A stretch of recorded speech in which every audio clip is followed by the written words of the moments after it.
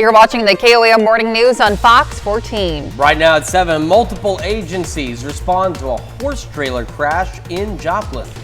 Also, we'll learn some tips to help you stay up to date with your smoke detectors. And we've got a warm and breezy day ahead of us, although a chilly start this morning. Look at that forecast, get you out the door coming up. The 4 states' most watched news starts now.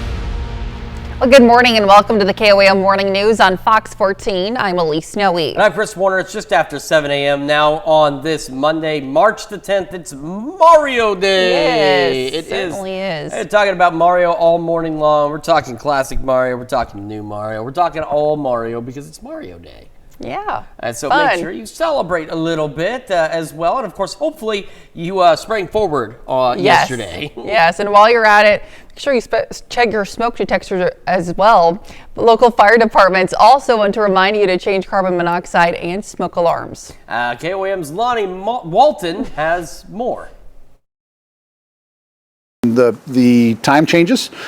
Please make sure to go through, change your smoke detector batteries. Joe Perkins is the fire chief at Carl Junction Fire Department. He says although you may have a fire alarm, it's no good if it's not working. Test them and it shows that it tests good, and then 10 seconds later it gives you a red light and then gives you a beep.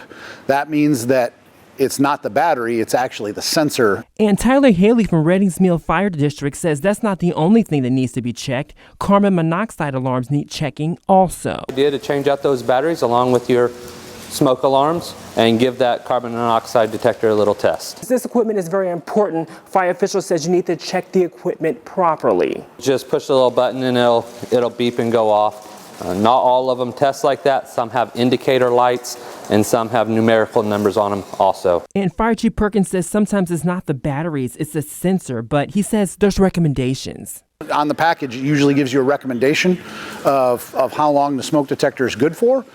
And it's just like anything else. It could go early, you could definitely get your money's worth out of it. He says it's all for a peace of mind. The reason why it's so important is so that you're making sure that the battery is good, but also when you test it, you're making sure that the sensor inside the smoke detector is still doing its job.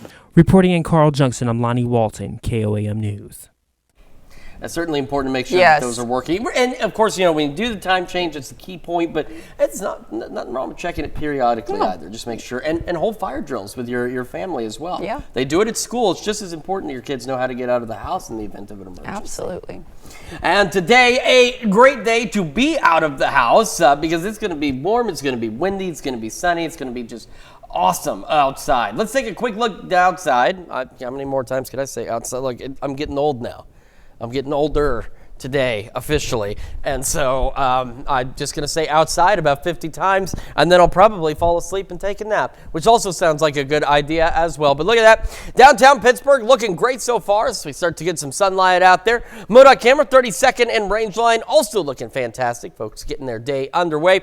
A reminder, we do have red flag warnings for some of us through at least 8 o'clock this evening, but again with the warm, dry, and breezy conditions across the region, outdoor burning not recommended anywhere, but absolutely no outdoor burning within those red flag warning zones.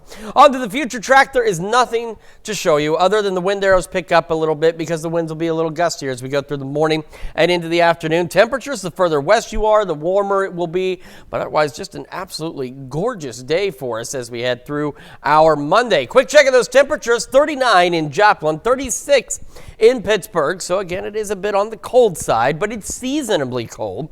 These temperatures about where we should be. Chanute now tied up again with Neosho this time at 41. The Chanute's been one of the warm spots all morning at 41. You've had varying ties out there. Neosho now joining you. The majority of us, though, into the 30s, so a pretty decent but cold start to the day. We'll start to warm up, though, eventually into the low to mid 70s, and those southwest winds gusting upwards of 25 miles an hour. It'll be warm and breezy again tomorrow, and we are tracking thunderstorm chances toward the end of this week. Details on all of that in the full forecast here in just a few more minutes. Elise? All right, Chris, thanks. Well, the second of 2 individuals charged with second-degree murder has been arrested. Madison Stone Cipher was located during a traffic stop in Ottawa County, Oklahoma, Saturday evening. Stone Cipher and Gatlin Pennington are charged with second-degree murder in the death of Jesse Dunn. Neosho police determined Dunn was given fentanyl in exchange for a cry-cut machine, and both suspects knew the drugs might contain xylazine. Pennington has been in custody at the Jasper County Jail on prior drug charges. And multiple agencies respond to an accident involving a horse trailer on Highway 249 in Joplin. Now, just before 3 p.m. Friday, a horse trailer overturned on northbound Highway 249 under the 32nd Street overpass. Now, the trailer, carrying multiple horses, was being pulled by a pickup truck. While the truck did not overturn, it sustained significant damage in the crash. Emergency responders, including Joplin Fire, Joplin Police, Mets, Joplin Animal Control, and the Missouri State Highway Patrol arrived on the scene. Now, fortunately, all of the horses were safely removed and placed in a new trailer for transport. No human injuries were reported. Officials have not yet released details on what caused the crash. And over the weekend, many prescribed burns, also known as controlled burns, were performed as scheduled. However, yesterday afternoon, winds picked up and some got out of control. The majority of burn piles and brush fires went off without a hitch, like this one near a villa on Highway 37. And we counted more than 10 calls for area departments to separate fires between 1 and 4 o'clock where burn barrels or grass fires had spread out of control. Webb City, Carl Junction, Orinoco, Carthage, Reddings Mill, Galena, Lamar, and others responded to calls in their districts. And so did Golden City Fire. Now, this grass fire began as 3 to 4 acres near Maple Grove in northeast Jasper County. Golden City Fire took care of it quickly. No structures in any of the fires burned, but some were damaged. Today, all area fire departments are issuing no burning warnings as high winds and low humidity will make the spread of grass fires dangerous. And to be the first to see breaking news, weather, and sports, you can download the KOAM News app. It's available free of charge in the Apple App Store and the Google Play Store. Just search for the KOAM News app. Well, President Trump continues to defend his aggressive tariff policies against American trading partners like Mexico and Canada. The majority party in Canada has chosen a new leader to take over for outgoing Prime Minister Justin Trudeau. Derek Waller reports from New York. We're going to have jobs, we're going to have open factories, it's going to be great. President Trump downplaying concerns about the possibility of a recession, but also not ruling it out. I hate to predict things like that. There is a period of transition because what we're doing is very big. The new comments come after a week of whiplash on Wall Street, triggered by threats to implement new retaliatory reciprocal tariffs against Mexico and Canada on April 2nd, including those on auto imports. The next Prime Minister of Canada. Canada's incoming Prime Minister, former banker Mark Carney, commented on the possibility of a trade war Sunday. The Canadian government has rightly retaliated and is rightly retaliating with our own tariffs that will have maximum impact in the United States and minimum impact here in Canada. Patience appears to be wearing thin on Capitol Hill, especially among Democrats. Tariffs are an important tool in the toolkit. I think the way he's handling tariffs is the way he's handling everything else right now. And the possibility of a government shutdown Friday has also added to the economic uncertainty. Could happen. I mean, the Democrats want that. They want to destroy the country. The president is backing a Republican bill to extend funding through the end of the year. That includes an increase in defense spending. But it's unclear whether House Speaker Mike Johnson has enough votes to pass it. I think we're really going to be learning over the next 24 hours what's in it and what's not in it. And the Republican-led House is expected to vote on that government funding bill as early as Tuesday. The National Oceanic and Atmospheric Administration is preparing to lose an additional 1,000 employees as part of President Trump's federal job cuts. NOAA previously fired 880 employees last month. And those are our top news stories this half hour. Coming up next, Colvin Page from the Wildcat Glades Nature Group joins us in the studio to talk about an animal that plays a vital role in our ecosystem. And later, women mechanics celebrate equality and inspire change in a male-dominated auto industry. You're watching the KOAM Morning News on Fox 14. Our ecosystem can be fragile, so it's important to understand the roles that different animals play within them. This morning we have Colvin Page from the Wildcat Glades Nature Group in Joplin here to explain more and introduce us to an animal that plays a vital role in our ecosystem. Good morning to you. Happy to have you with us. Thank you for joining us. So for those who might not be familiar with Wildcat Glades or maybe what you all do there, talk to me a little bit about that. Yeah, so we are a small non-for-profit. We're dedicated to just kind of teaching people the importance of nature and just our environment, you know, and protecting the chert glade environment that we are just so lucky to have here in Joplin. It's a very small and rare ecosystem that we really strive to protect. Absolutely, and you obviously brought a friend with you this morning. I brought a little friend. This is Pepper. She is a speckled king snake. She is very sweet. Snakes get a very bad rap. You know, lots of people don't like snakes, but they are just so important to our ecosystem and our environment. They, you know, eat a lot of mice and just kind of things that we really don't want in our buildings. Right. And speckled king snakes in particular are special because they are immune to pit viper venom, which is most of the venomous snakes we have around here. So they will actually eat venomous snakes. Interesting. That we really would not like in our houses. So at Wildcat Glades, if you go to visit there, you know, you want to go walk along Shoal Creek, you might see Pepper or one of her friends there. You might see Pepper or her friends, cousins. You might see some black rat snakes, which look quite similar. They just don't have these white spots on them or specks.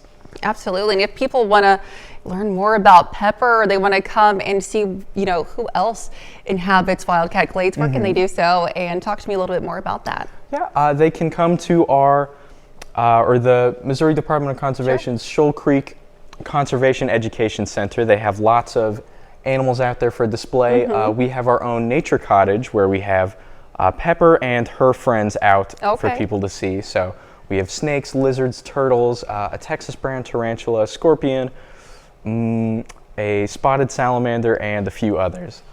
So talk to me a little bit about, you know, you dealing with snakes, scorpions, as you just mentioned. For people who might, like myself, might be a little nervous to be sitting across from a snake right now, but they still want to learn more, what kind of advice do you have for people who might be a little apprehensive, but, you know, you're obviously with nature all the time? I would say, I don't know, I feel like when you work with nature or you experience nature, eventually you hit a point of kind of getting over that fear where it's like, realistically, there's nothing she could really do to me. You know, look at her go. Yeah, she's a non-venomous snake. She's just, you know, their teeth are like that big. Right. You know, there's really nothing they could do. I would not recommend just picking up any kind of snake you see, you know, almost treat it like a dog you're unfamiliar with. You wouldn't pet a dog you don't know. You know, don't pick up a snake you don't know. But we do lots of events where you can pet our snakes and just get more acquainted with them. Fantastic. Well, Colvin, thank you so much for being with us this morning. And thank you, Pepper. It was nice to meet you. Stick around. We'll be right back.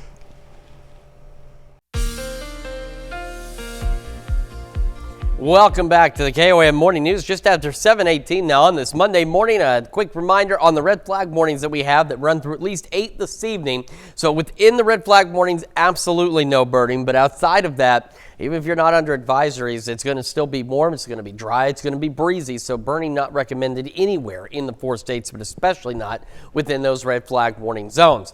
Future track today into tomorrow. There's not much to show. It's going to be breezy. It's going to be warm. The further west you are today, the warmer it will be.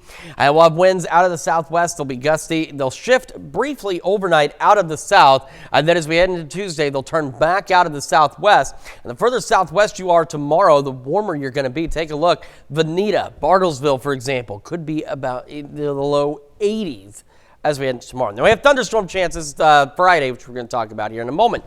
Temperatures around the region, Neosho, Chanute tied for the warm spots at 41. The rest of us still kind of hanging out into the 30s. So a cold but seasonably cold start to the day. Beautiful sunrise this morning. 40. to start the day, near 60 by 11, so 20-degree warm-up through the morning with those sunny skies. Southwest winds today gusting to 25, sunny, and ultimately our highs into the low to mid-70s. Breezy and clear through the evening and overnights, falling back to about 50 with those south winds continuing to gust to 25. Now, if you've been on social media, you may have seen some of these meteorologists out there, these weather people. Something just, you guys hear that in the back? Something just collapsed behind the set. I don't know what that was, but that startled me. But you may have heard some of these folks online predicting doom, despair, destruction for our region, and that is not necessarily going to be the case. In fact, I changed this, that's why there's no clouds here with this rain, to show that at least one computer model says we may get some early thunderstorms by early afternoon Friday, but a lot of it seems to suggest the threat for strong to severe storms is going to stay to our east across as we head into Friday, but we could still get scattered showers and storms as we head into the afternoon and evening hours on Friday. But again, the greater threat still seems to be off to our east. So here's what we're looking at. Of course, Thursday, not much because that's what they call day 4. Friday is day 5, and we do have this low risk.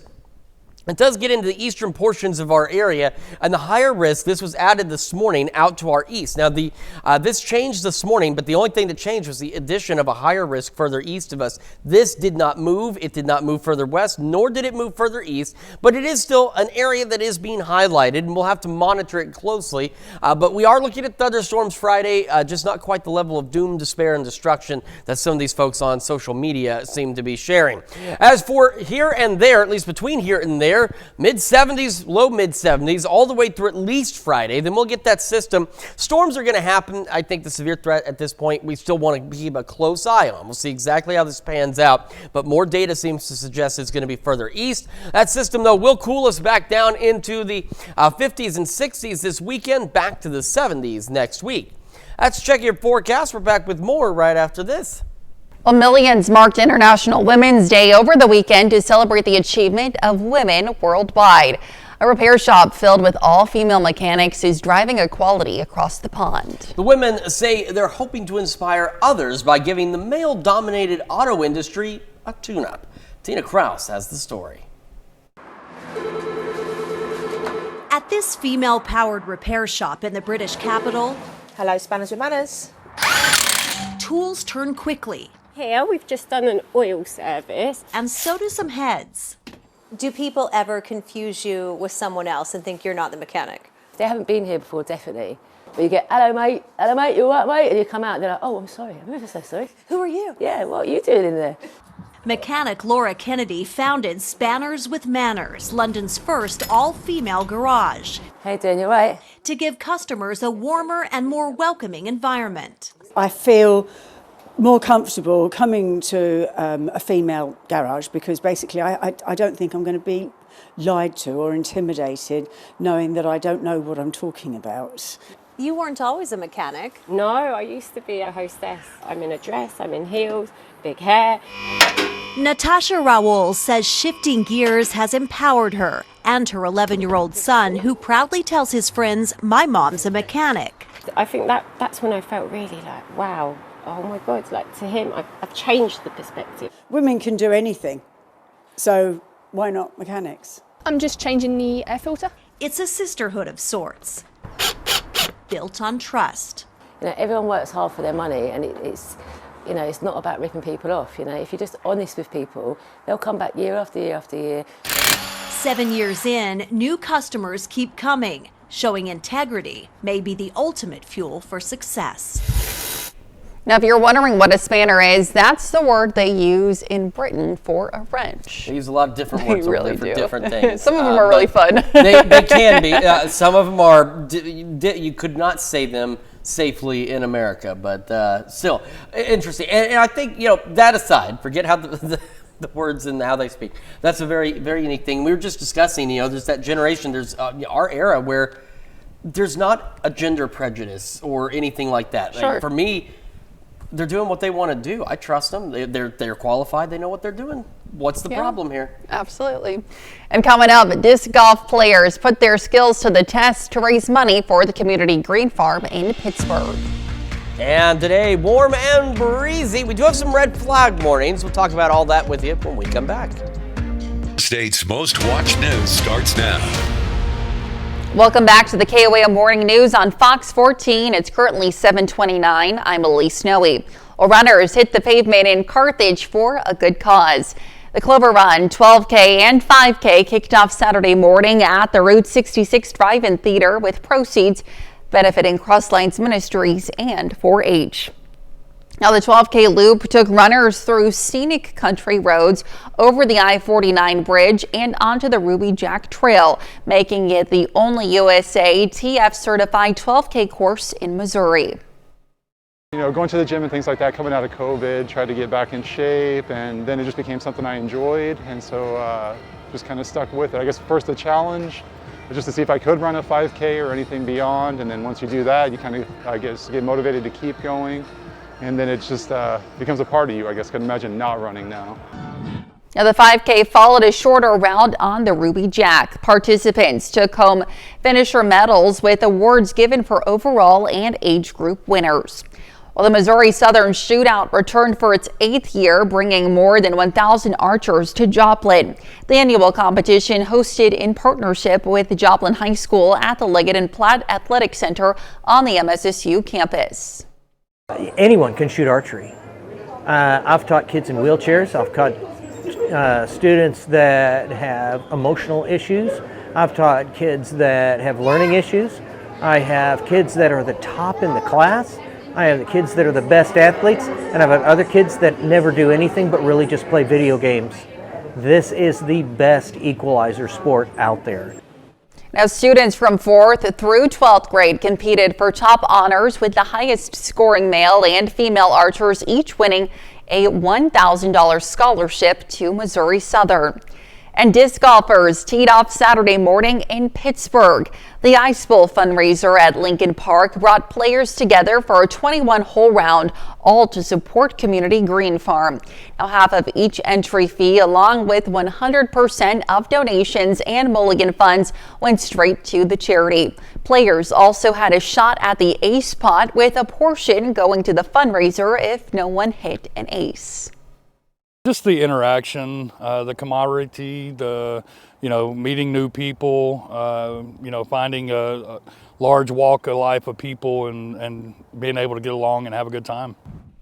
Now, competitors took home player packs, including a premium disc and Ice Bowl gear, all while making a difference in their community. Now let's head over to Chris for a quick look at your forecast. We got a pretty nice day out there. Look at that sunrise downtown Pittsburgh. It looks fantastic. It is a bit cold this morning, but again, for most of us, it's seasonably cold out there, and it will be unseasonably warm as we head into the afternoon. MoDOT camera 32nd and range line looking back to the west. Looks great so far as well. We do have red flag warnings out there through at least 8 o'clock for parts of the area, so absolutely no burning within those zones, but really it's not recommended anywhere in the 4 states, as we're going to be dry and breezy today. Skies will be clear, temperatures will be warm. The further west you are, the warmer it will be, but otherwise a very, very nice Monday.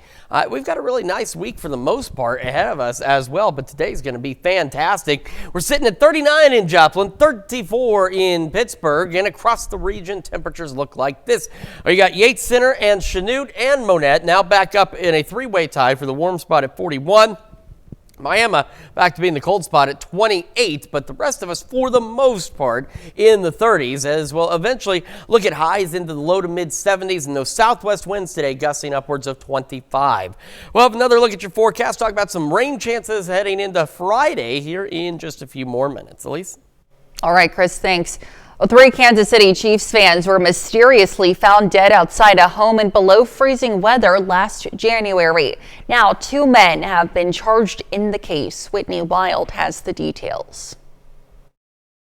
I need them to find out what in the world these boys were doing out in the backyard. For more than a year, their deaths have been shrouded in mystery. I never thought it would get as much attention as it has. I mean, I'm hoping that with the attention that it is getting, that it will get us closer to getting answers. On January 9th, 2024, the bodies of Ricky Johnson, David Harrington, and Clayton McGeeney were discovered in the snow outside the home of Jordan Willis, 2 days after the group got together to watch a Kansas City Chiefs football game.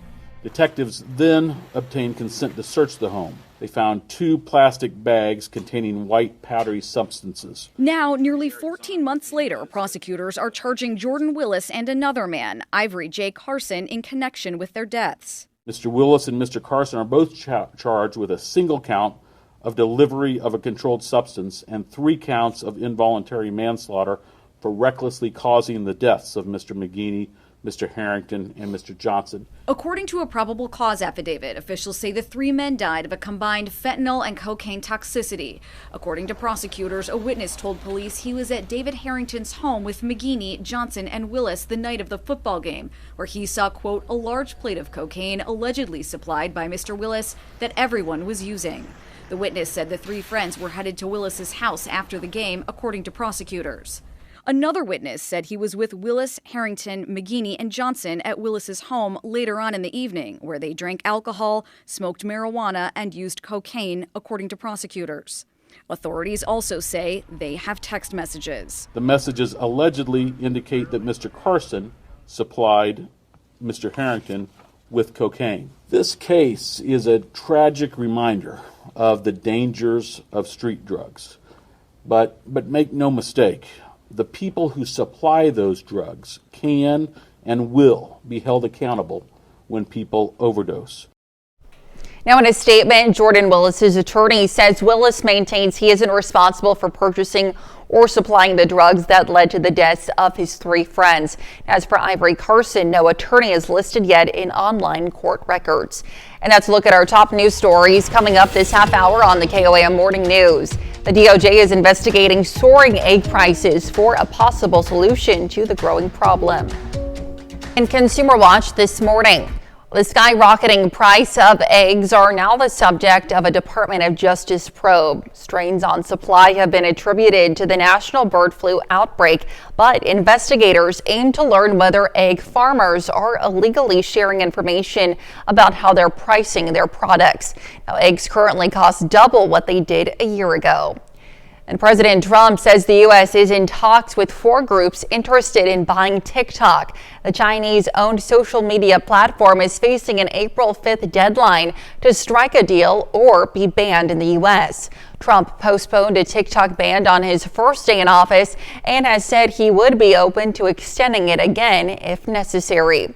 And spring break kicking into high gear this month, but experts and officials are warning about potential issues with both travel and safety.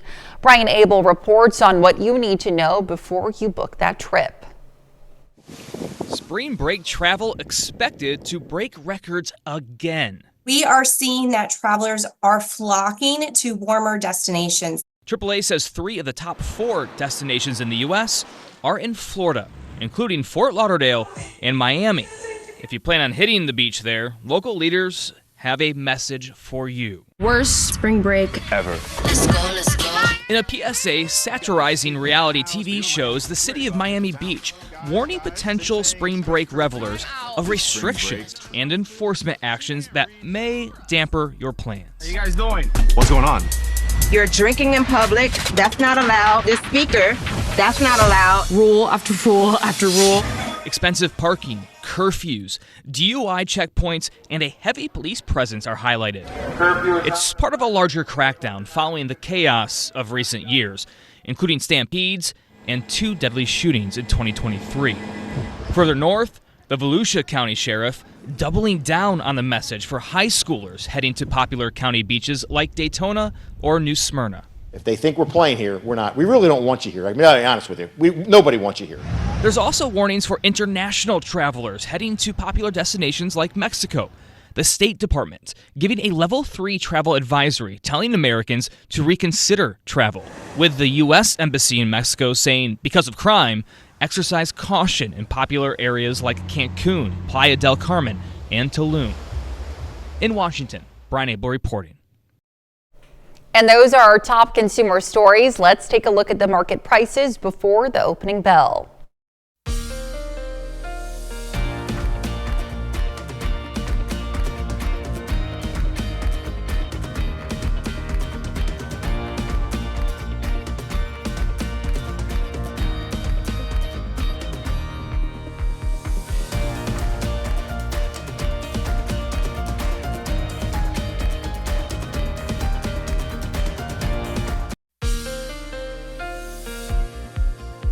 Welcome back to the KOAM Morning News. It is 7:43 on this Monday morning. A reminder, red flag warnings are in place. Most of these run through at least 8 this evening, so absolutely no burning in the red flag warning zones. But even outside of that, burning not recommended as we are warm, dry, and breezy across the region.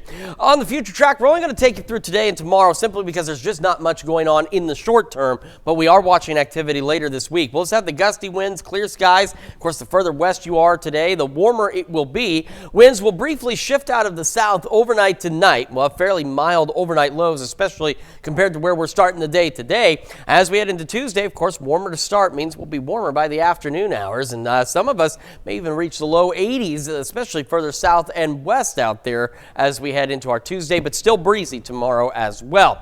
Not quite that warm yet. Miami, the cold spot, still at 28 this morning, and Chanute has been the reigning king of the warm spot. You've tied a few times, but you're back to being the warm spot at 40. Oh, I'm so sorry. Independence, I did not notice that. Independence, you're now tied with Chanute at 41 this morning.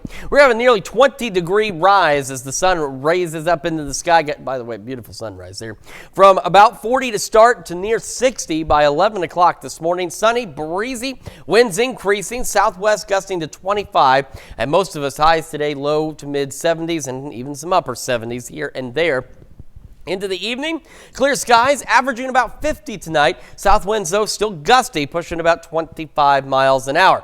Now, Friday, a lot of you are wondering what's going to happen on Friday. A lot of you are probably seeing, again, some of those posts from the social media weather people. Now, don't get me wrong, there are a few out there that are legit, but many of them, unfortunately, are not. So don't believe necessarily what they're saying. Stick with the guys here locally that know the area, like myself, Doug Hetty, Lindsey Gaffney. We know what's going on. We have the showers and thunderstorm chances. Now, there's no clouds with this rain because I'm putting on one model that does say we could have some early afternoon storms. If this pans out in the eastern portion of our area, some of these, if they develop in the early afternoon, could be strong to severe.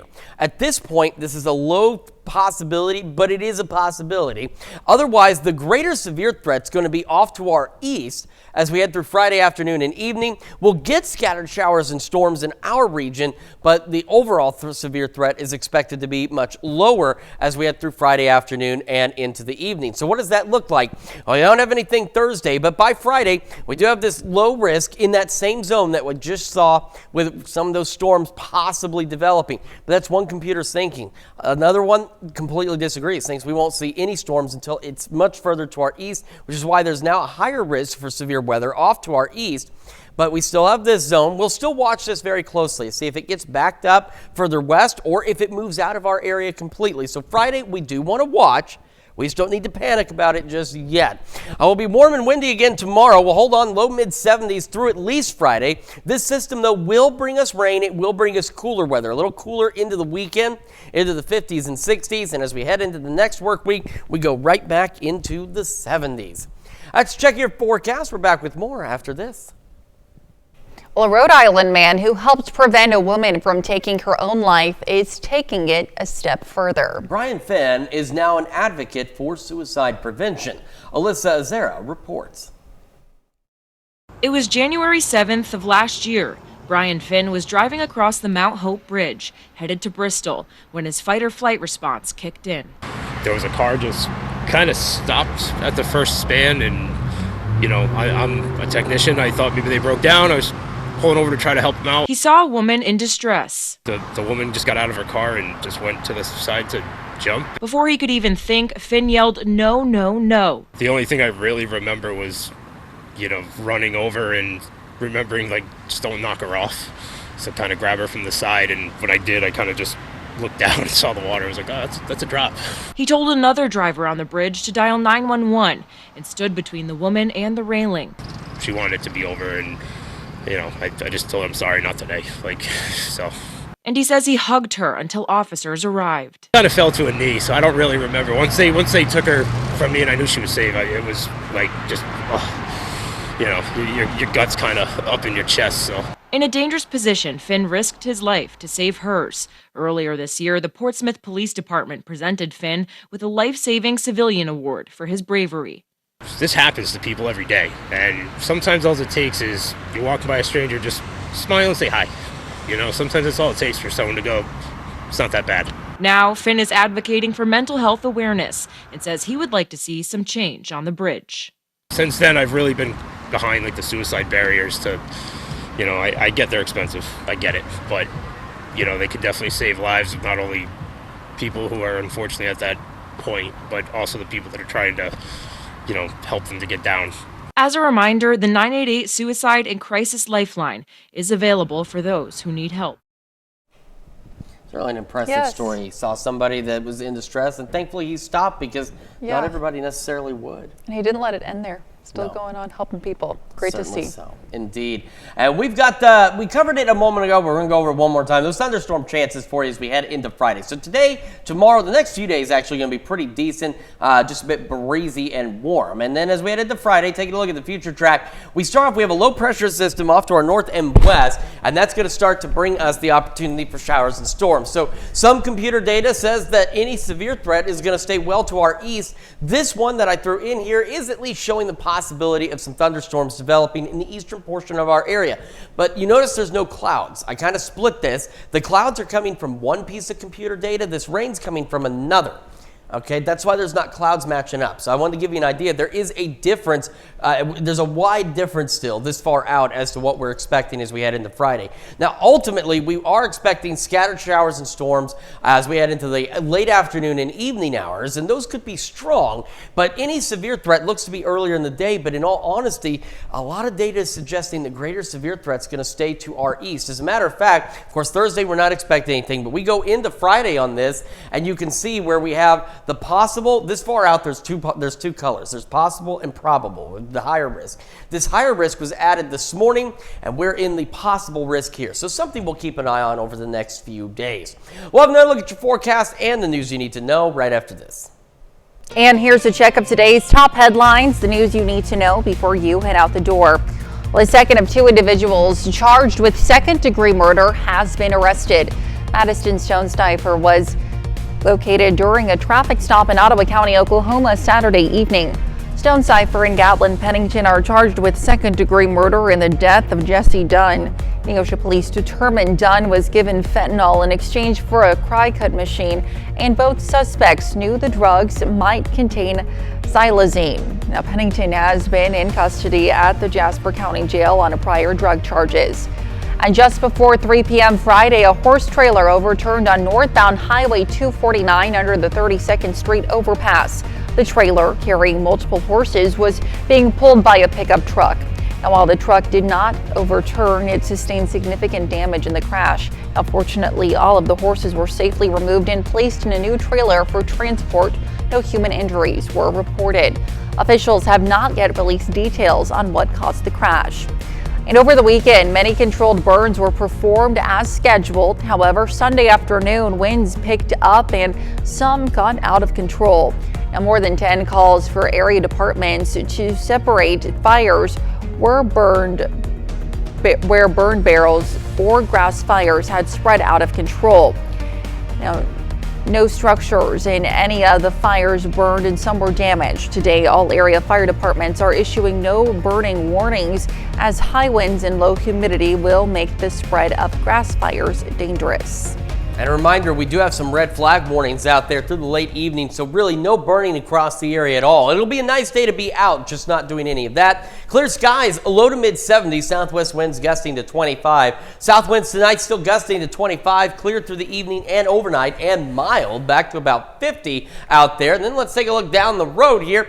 We'll be into the mid 70s tomorrow, still breezy across the area. Nice temperatures all the way through Friday. We got those thunderstorm chances. Friday afternoon brings us a little cooler weather through the weekend, back to the 70s though next week.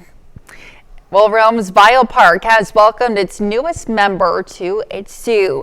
A baby male camel named Frozy was born at the end of February. The Biopark said Frozy is in excellent health and stays close to his mother, Rebecca, who nurses him under the watchful eye of his grandmother, Enza, and Aunt Pasqualina. Now, camels typically live in matrilineal groups, and this extended family reflects camels' natural social structure. Contrary to popular belief, a camel's humps do not store water, but fat, which is metabolized into energy and hydration during food shortages. There you go. Very interesting. A very interesting family line, too. How cool to see them. Well, thank you all so much for letting us put the good into your morning. We'll be back with more news and weather at noon. Have a great rest of your morning.